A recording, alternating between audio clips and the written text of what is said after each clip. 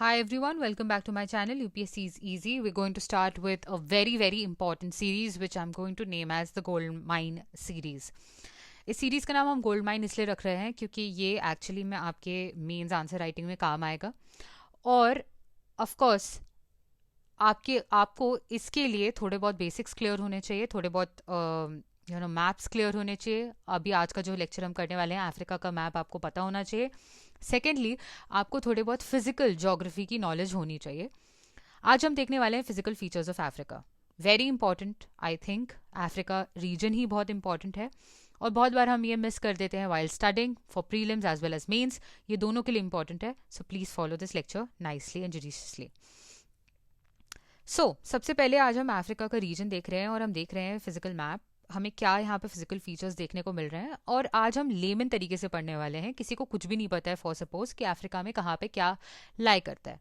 सबसे पहले आपको यहाँ पे नॉर्थ वेस्टर्न अफ्रीका में एक माउंटेन रेंज दिख रहा होगा जिसका नाम है एटलस माउंटेन्स. दिख रहा है नॉर्थ वेस्ट अफ्रीका में आपको यहाँ पे एटलस माउंटेन्स देखने को मिल रहे हैं. उसके बाद एक बड़ा सा डेजर्ट रीजन देखने को मिल रहा है जिसका नाम है सहारा डेजर्ट. नाम आपने सुना होगा. इसके बाद आपको एक और रीजन, ट्रांजिशनल रीजन देखने को मिलता है जिसका नाम है साहेल रीजन. करेक्ट है, साहेल रीजन आपको देखने को मिल रहा है.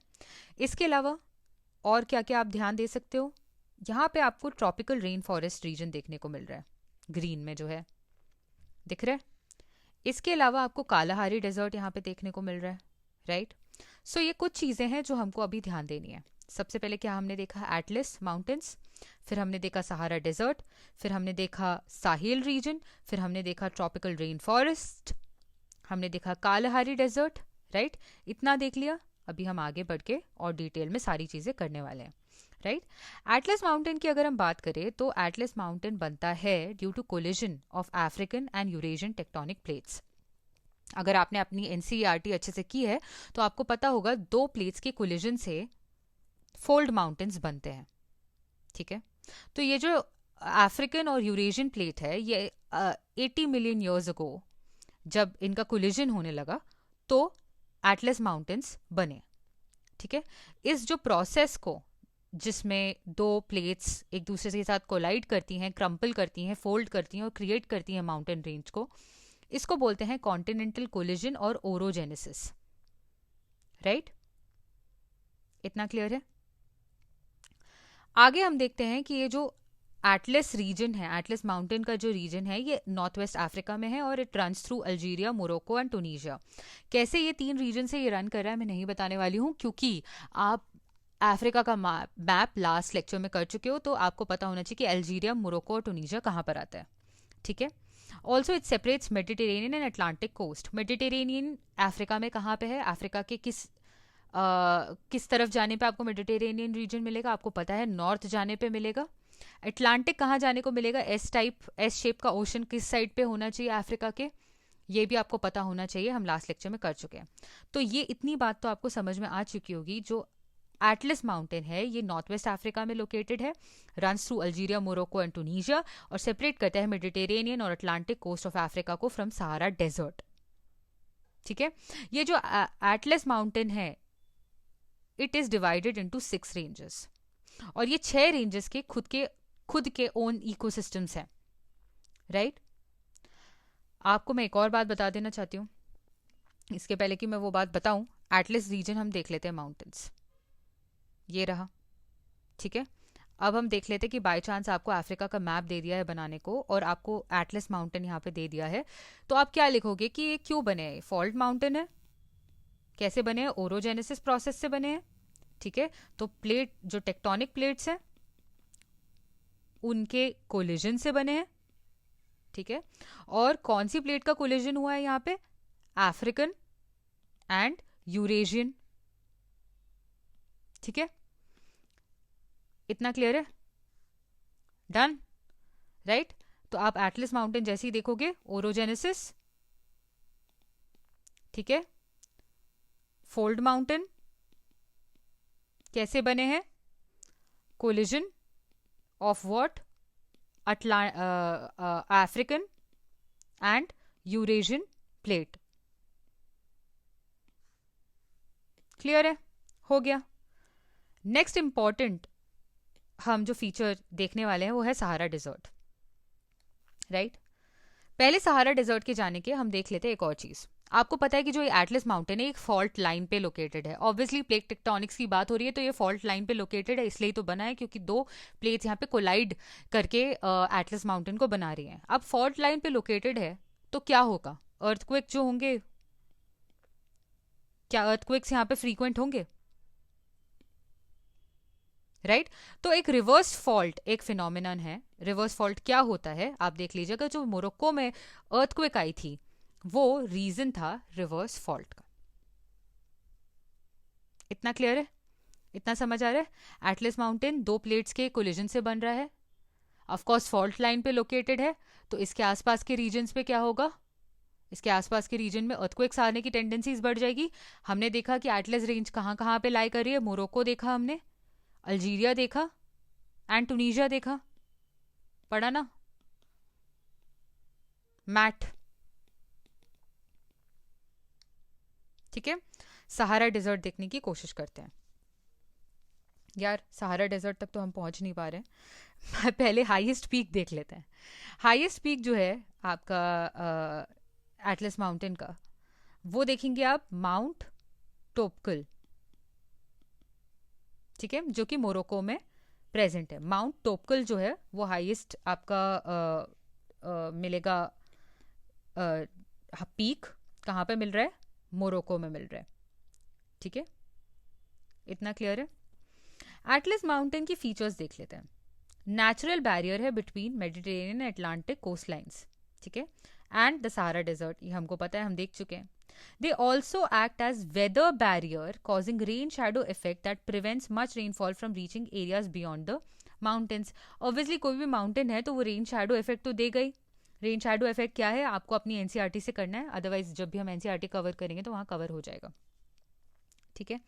जो बायोडाइवर्सिटी है, बायोडाइवर्सिटी क्या है यहाँ पर, it is home to very rich variety of flora and fauna, ठीक है। बार्बरी आपको यहाँ पे मिलेगा लेपर्ड, स्टैग, शीप, ठीक है। तो बार्बरी, लेपर्ड, स्टैग, शीप यहाँ पे आपको कॉमन मिलेगा। ऑफ कोर्स एंडेमिक स्पीशीज यहाँ पे बहुत सारी हैं, राइट। फॉल्ट लाइन पे लोकेटेड है, अर्थक्वेक्स प्रेवलेंट है, मिनरल्स में बहुत हाई मिनरल कंटेंट है, रिसोर्सेज हैं including iron ore, lead and phosphate, ठीक है। Iron ore, lead and phosphate, ठीक है। और कल्चर अगर आप एटलस माउंटेन का देखें तो बर्बर कम्युनिटी, ठीक है, बर्बर कम्युनिटी जो है आपको देखने को मिलेगी। कल्चर ऑफ एटलस अगर आप देखें, बर्बर कम्युनिटी, ठीक है, बर्बर, ठीक है। मिनरल्स में iron ore, lead and phosphate, ठीक है। फ्लोरा फाउना में बार्बरी, स्टैग, शीप एक्सेट्रा, इतना क्लियर है। और highest peak is mount Toubkal. तो एटलस के बारे में इंफॉर्मेशन जितनी रिक्वायर्ड है उससे ज़्यादा अब आपके पास है। सहारन एटलस रेंज आपको दिख रही है, ये एंटी एटलस रेंज है, ये हाई एटलस रेंज है, middle Atlas range, tell Atlas, ठीक है। ये टूनीशिया है, अल्जीरिया ये रहा, ठीक है, मोरक्को यहाँ पे है। तो आपको दिख रही है एटलस रेंज, ठीक है। High Atlas, middle Atlas, tell Atlas, okay, इतना क्लियर है। अब हम आते हैं सहारा डेजर्ट पे फाइनली, ठीक है। इंपॉर्टेंट है, बहुत इंपॉर्टेंट है, ओके। तो सहारा डेजर्ट देखते हैं फाइनली हम सहारा डेजर्ट पे आए हैं कि नहीं। मैंने शायद साहेल इस पे पहले कवर कर लिया, but let's see Sahara because now I have said it 100 times. तो ये सहारा डेजर्ट रीजन है, देखिए कि कहाँ कहाँ पे ये स्पैन कर रहा है, दिख रहे हैं रीजन्स कहाँ कहाँ पे ये स्पैन कर रहा है, दिख रहा है। ये ब्लू जो मार्क्ड है वो सहारा डेजर्ट का रीजन है। सहारा डेजर्ट जो है वो ऑलरेडी आपको पता है कि जो हॉट डेजर्ट्स है उसमें biggest desert in the world है, ठीक है। इट इज़ ऑल्सो एक्सपैंडिंग, ये आपको पता होना चाहिए। एक स्टडी दी गई थी आपकी डाउन टू अर्थ में 2018 में, जिसमें बोला गया था ये जो सहारा डेजर्ट है it is expanding, it is getting bigger, ठीक है। It was once an arable land, ये भी आपको पता है, ठीक है। तो क्लाइमेट चेंज की वजह से ये इंक्रीज हो रहा है।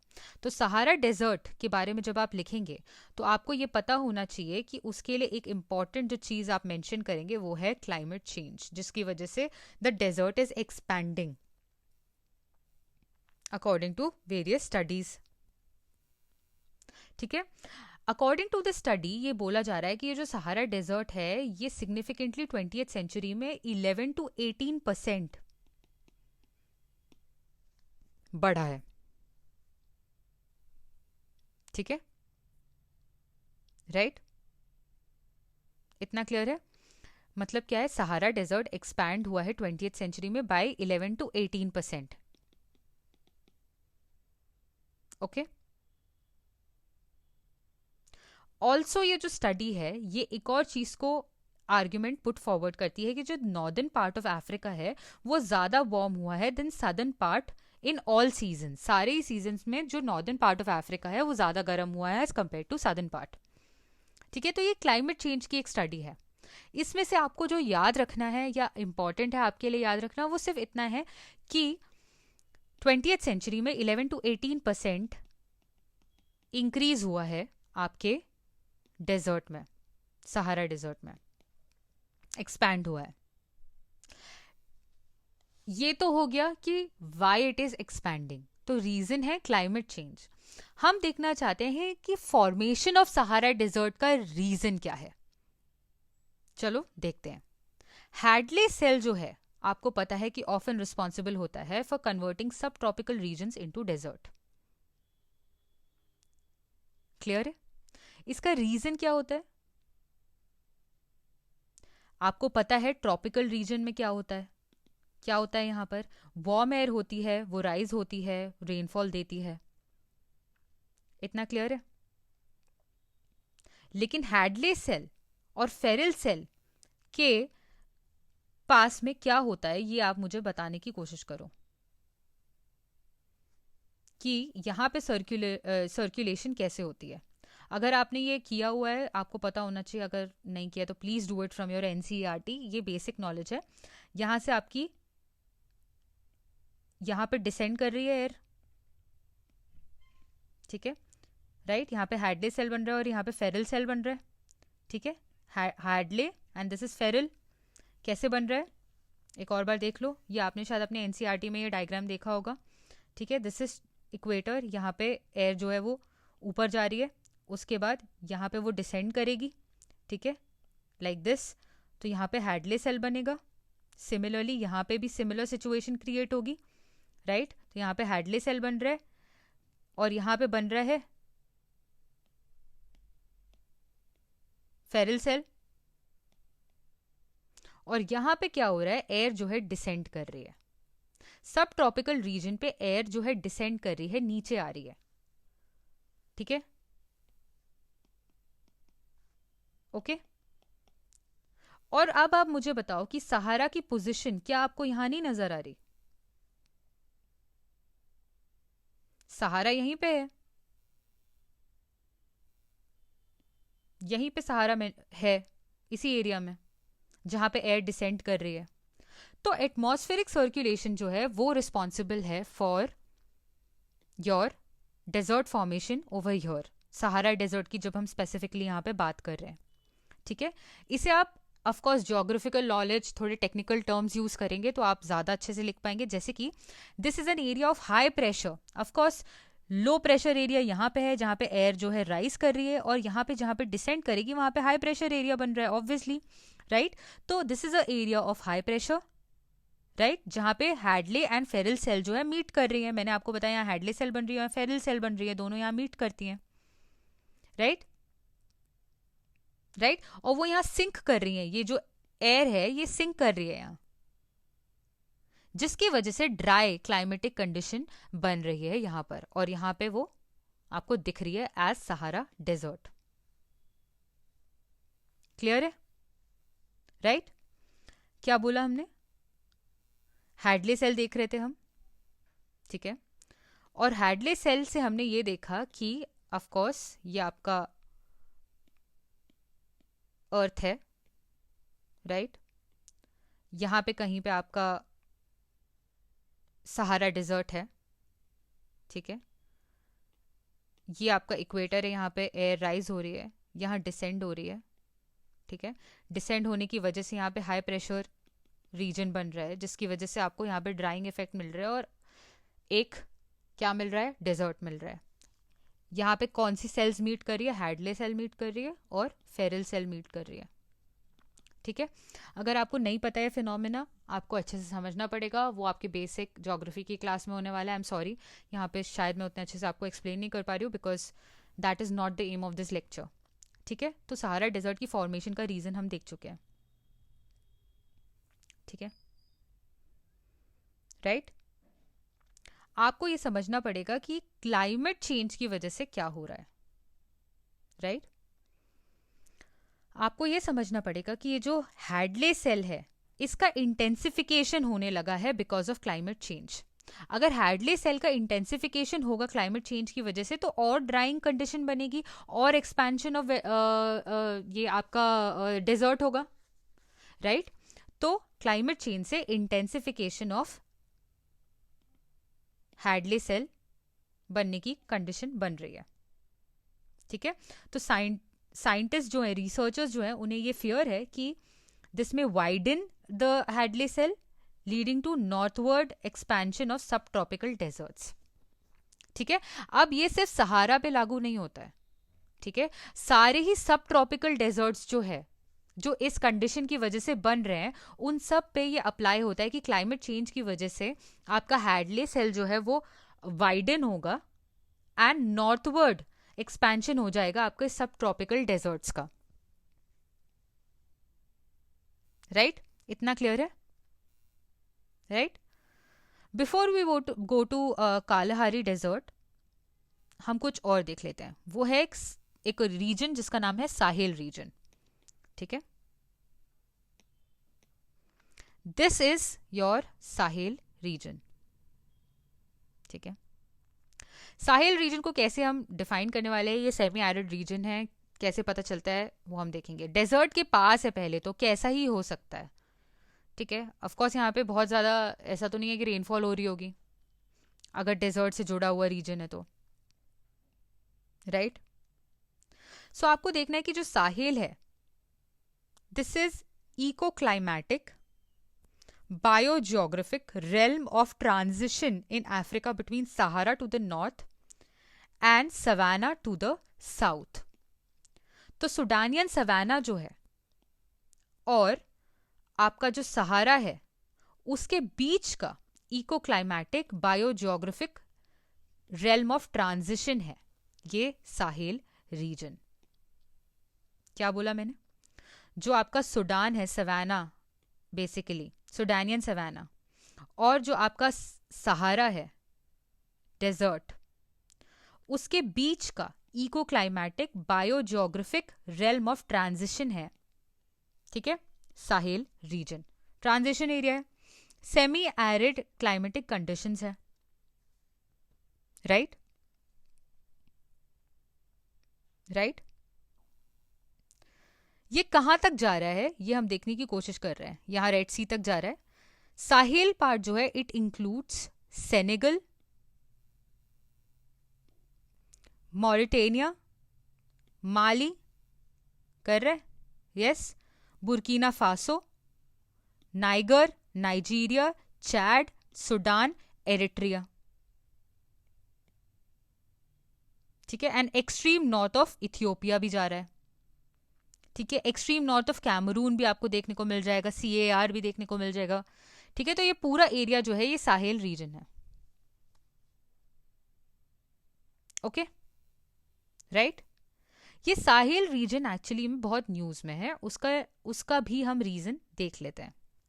आपको पता होना चाहिए कि जो 64.5% ऑफ द पॉपुलेशन है जो इस रीजन में रहता है, वो 25 ईयर्स के कम का पॉपुलेशन है, मतलब 64% लोग, 64.5% लोग 25 साल के से छोटे हैं। तो आपको पता होना चाहिए कि ये one of the world's most youthful regions है, जो कि साहिल रीजन है। इसकी स्ट्रेटेजिक लोकेशन जो है इसको बहुत कुछ चीज़ों से प्रोवाइड करती है, जैसे कि oil, uranium, natural gas, lithium. Very important, oil, uranium, natural gas, lithium, very very important. Sahel region में ये आपको पता ही होना चाहिए, ठीक है।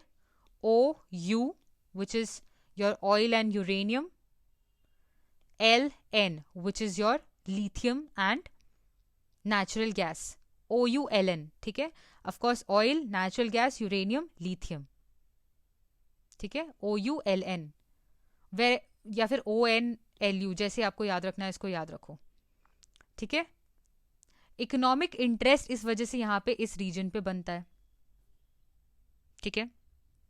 आर्म सेल्स यहाँ पे मिल रही हैं आपको, ठीक है। यहाँ पे ये जो रीजन है ये हमेशा न्यूज़ में रहता है, अभी भी आप न्यूज़पेपर खोलोगे तो कुछ ना कुछ आपको न्यूज़ मिल जाएगी। क्यों रहता है हम देख लेते हैं, ठीक है। पॉलिटिकल इंस्टेबिलिटी देखने को मिलती है, कॉन्फ्लिक्ट देखने को मिलता है, डिस्प्लेसमेंट देखने को मिलता है इस रीजन में, ठीक है। मिलिट्री कूज आपको देखने को मिलते हैं, कहाँ पे, माली में, बुर्किना फासो में, गिनिया, नाइगर, गेबॉन, ठीक है, ठीक है। ऑफ कोर्स इस वजह से आप सिक्योरिटी और इकोनॉमिक फेलियर्स यहाँ पे देखने वाले हो, डिस्टेबलाइजिंग रीजन है इसीलिए, ठीक है। 2023 में अप्रोक्सीमेटली 3.3 मिलियन लोगों को यहां से फोर्सिबली डिस्प्लेस कर दिया गया, ठीक है। तो आप समझ सकते हैं कि किस तरीके की इंस्टेबिलिटी है इस रीजन में, टेररिस्ट थ्रेट्स हैं इस रीजन में, राइट, और कंपटीशन फॉर रिसोर्सेज है, एनवायरमेंटल चैलेंजेस हैं, ठीक है। ऑफ कोर्स अगर ऐसी कंडीशन है तो वाटर स्कैरसिटी, फूड इनसिक्योरिटी तो हमें पता ही है, सेमी एरिड रीजन है तो वाटर स्कैरसिटी और फूड सिक्योरिटी भी, इनसिक्योरिटी भी है,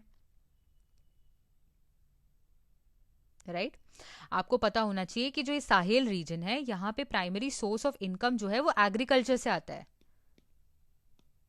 और हमने देख लिया कि डिजर्टिफिकेशन, लैंड डिग्रेडेशन तो यहाँ पे हो ही रहा है, ठीक है। क्लाइमेट चेंज की वजह से ये सब इंटेंसिफाई हो रहा है और ज्यादा, तो इसलिए यहाँ पे ये प्राइमरी सोर्स ऑफ ऑक्यूपेशन जो है एग्रीकल्चर उनका, ये थ्रेट में आ गया है। इस वजह से इनसिक्योरिटी है, इकोनॉमिक लॉसेस हैं। आपको पता है कि इकोलॉजिकल हॉटस्पॉट है, राइट, वर्ल्ड का, और ऐसा स्टडीज बोलती हैं कि जो टेम्परेचर ऑफ साहेल रीजन है ये 1.5 टाइम्स ज्यादा बढ़ रहा है फ्रॉम ग्लोबल एवरेज, जिसकी वजह से ड्राउट्स जो है इस रीजन में बढ़ते जा रहे हैं।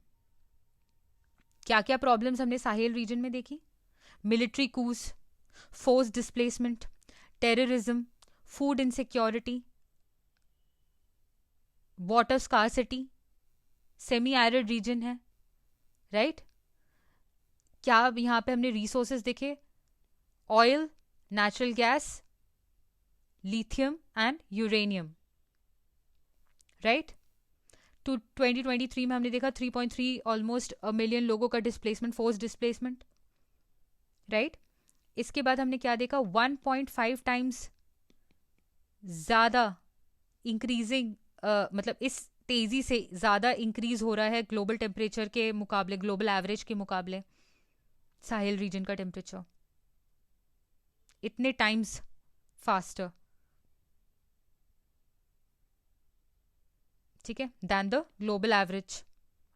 तो एनवायरमेंटल चैलेंजेस हैं, डिफॉरेस्टेशन है, इंटेंसिव एग्रीकल्चर, राइट, इसलिए ड्राउट्स यहाँ पे देखने को मिल रहे हैं, डिजर्टिफिकेशन आपको देखने को मिल रहा है, और प्राइमरी यहाँ पे इनकम सोर्स क्या है, एग्रीकल्चर, जो कि अब थ्रेटन हो गया है इस वजह से, ठीक है। साहेल रीजन आपको समझ आया। साहेल रीजन में कौन से कंट्रीज आते हैं ये देखना आपका होमवर्क है, बहुत जगह पे अलग अलग कंट्रीज दी हुई हैं। मेजर जो कंट्रीज आप देख सकते हैं वो Senegal, Mauritania, Mali, Burkina Faso, Niger, Nigeria, Chad, Sudan, Eritrea यहाँ पे दिया हुआ है, नीचे और भी कंट्रीज दी हुई हैं, right. Cameroon, north of Cameroon, extreme north of Cameroon, central African republic, central Chad, central and southern Sudan, ये सब देखने को मिल रहा है यहाँ पे, right. Ethiopia, extreme north of Ethiopia. इतना क्लियर है? चलो, तो आपको क्या क्या अब देखने को समझ में आ गया है? सहारा हमने कर लिया, एटलस हमने कर लिया है, और साहेल रीजन हमने कर लिया है। इतना क्लियर है? इजी हो गया अब तो अफ्रीका समझना। कालाहारी डेजर्ट भी हमने देखा था, ठीक है। कालाहारी डेजर्ट कहाँ पे है देख लेते हैं।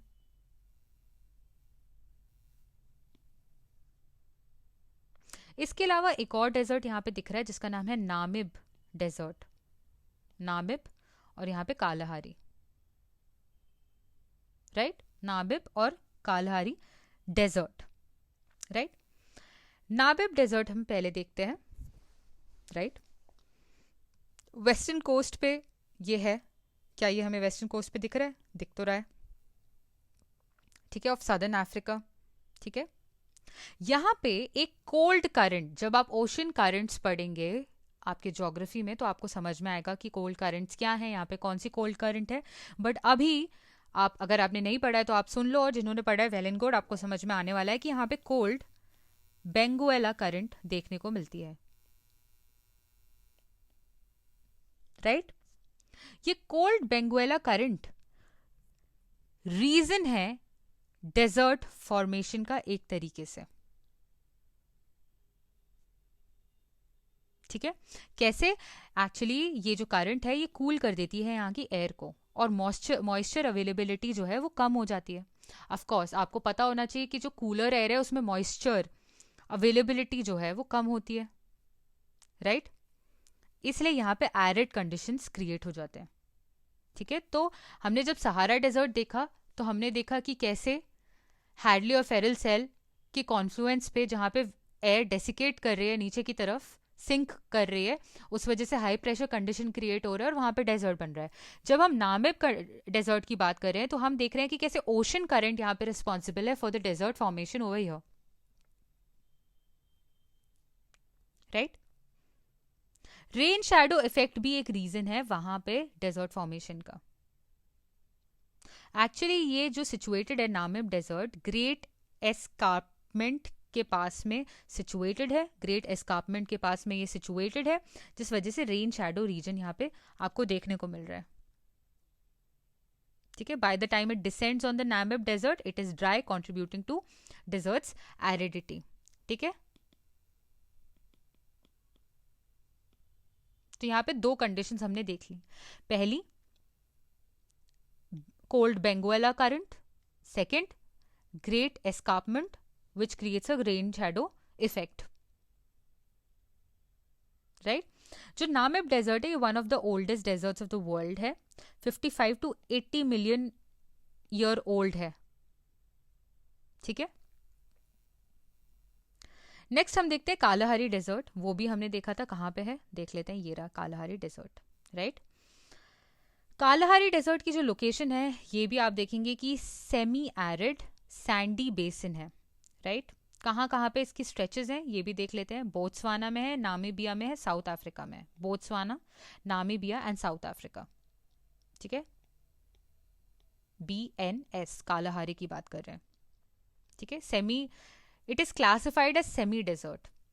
क्यों इसको सेमी डेजर्ट क्यों बोल रहे हैं? हम कालाहारी डेजर्ट की बात कर रहे हैं, ये सेमी डेजर्ट क्यों है हम ये देखने की कोशिश करते हैं। सेमी डेजर्ट हमें इसलिए बोल रहे हैं क्योंकि it experiences seasonal rainfall. Seasonal rainfall यहाँ पे हो रहा है, लेकिन ये जो रेनफॉल है ये इनसफिशिएंट है कि यहाँ पे एक्सटेंसिव वेजिटेशन हो पाए।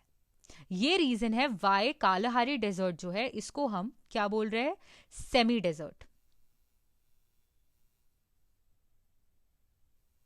Clear? This much is clear? Okay, right. यहां पे भी आपको रेन शैडो इफेक्ट देखने को मिलेगा, ठीक है। रेन शैडो इफेक्ट जैसे कि ड्रैकेंसबर्ग जो माउंटेन्स है उस वजह से,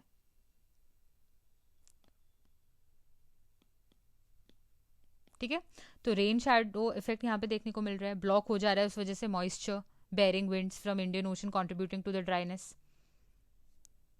ठीक है, टेक्टोनिक एक्टिविटी, ये जो डेजर्ट है ये कालहारी बेसिन का पार्ट है। ठीक है, जो कि एक लार्ज डिप्रेशन है formed by tectonic processes millions of years ago, जिस वजह से यहाँ पे लिमिटेड नेचुरल ड्रेनेज है एंड वाटर रिटेंशन है। इस वजह से यहाँ पे एरिडिटी ज्यादा है।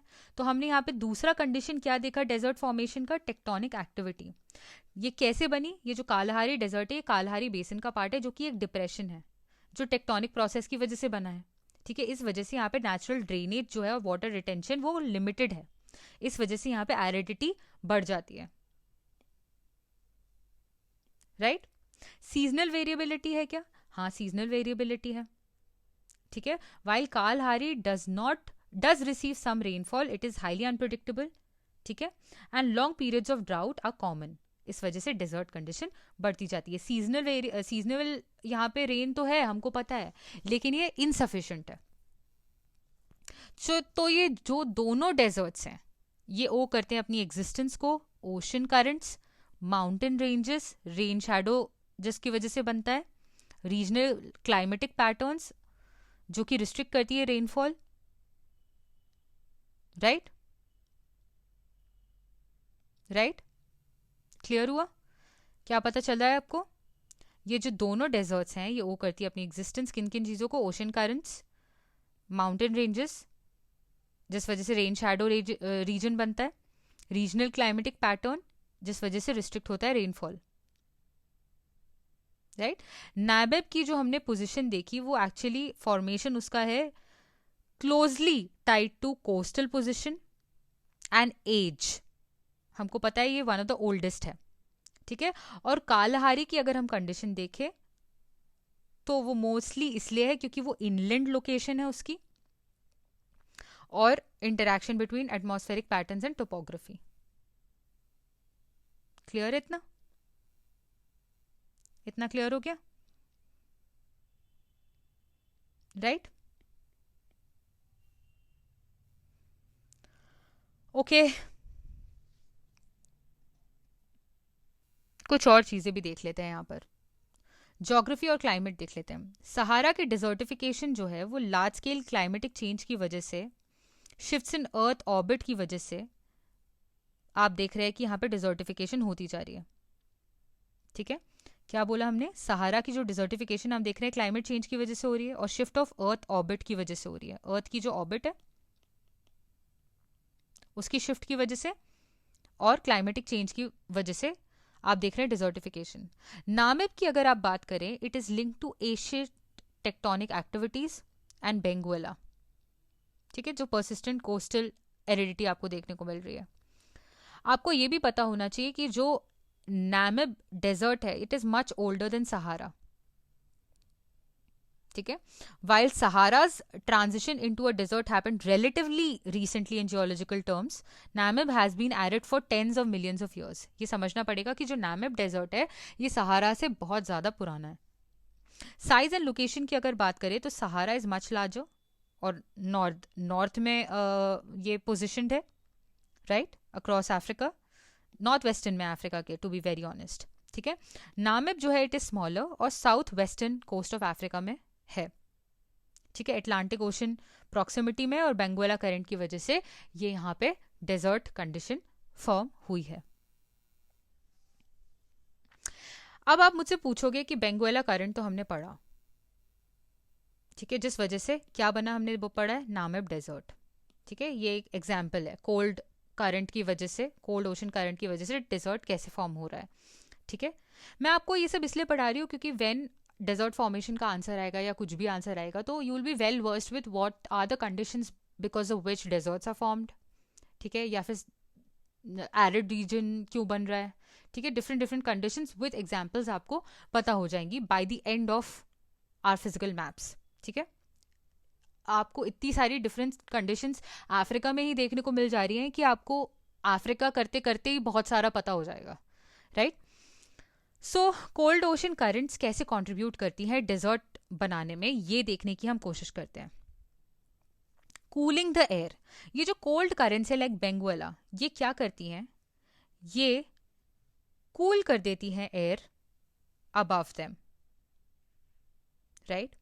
और हमको पता है कि ये जो कोल्ड कोल्ड एयर है ये डेंसर होती है और हैवियर होती है और ये सिंक करती है रादर देन राइजिंग, जिसकी वजह से it prevents formation of clouds. Cold air sinks, ये क्या कर देती है, कूल कर देती है एयर को, क्या, कोल्ड ओशन करंट्स, जिस वजह से क्या होता है, ये जो एयर है ये सिंक करती है रादर देन राइजिंग, ठीक है। और सिंक कर रही है तो ऑब्वियसली प्रिवेंट कर रही है फॉर्मेशन ऑफ क्या, क्लाउड्स, राइट। और क्या करता है, ये रिड्यूस करता है इवेपोरेशन। अगर इवेपोरेशन नहीं होगा, मॉइस्चर नहीं लेके जाएगा ऊपर एयर, तो बारिश कैसे होगी, ह्यूमिडिटी ही लेस है, तो जो की इंग्रेडिएंट फॉर रेनफॉल है वही प्रेजेंट नहीं है, राइट। और इनहिबिटिंग क्लाउड फॉर्मेशन, ये तो हम देख चुके हैं कि कैसे कोल्ड एयर जो है वो क्लाउड फॉर्मेशन को इनहिबिट कर रहा है। तो 3 चीजें कर रहा है, कूल कर दे रहा है एयर को, रिड्यूस कर रहा है इवेपोरेशन को, और इनहिबिट कर रहा है क्लाउड फॉर्मेशन को। इतना क्लियर है, राइट। तो desertification along coast lines, coastal regions, जैसे देखें अभी हमने एग्जाम्पल देखा नामिब डेजर्ट का बाय बेंगुएला करंट, ठीक है। ऐसे ही हम आटाकामा डेजर्ट देखने वाले हैं बाद में चल के, हम बोल्ट करंट की वजह से। ये हम देख रहे हैं कि कैसे कोल्ड करंट्स जो है क्रिएट कर रही हैं extreme aridity along coast lines, ठीक है। इतना क्लियर है। हाई प्रेशर सिस्टम का फॉर्मेशन हो रहा है, ये भी आपको दिख रहा है कैसे हो रहा है, राइट। डन, इतना क्लियर हो गया। आई होप कि आपको इतना समझ में आ गया हो। ओके, आई थिंक इतना समझ आपको आ गया है।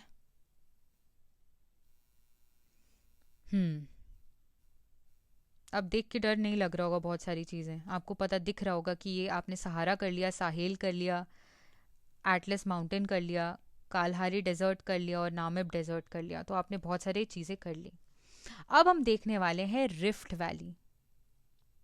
दिख रहा है, great rift valley of Africa, ठीक है। और यहाँ पे आपको एक लेक दिखने को मिलेगा जिसका नाम है लेक विक्टोरिया, राइट। क्या है, यहाँ पे ग्रेट रिफ्ट वैली है और यहाँ पे आपको एक लेक देखने को मिल रहा है जिसका नाम है लेक विक्टोरिया, ठीक है।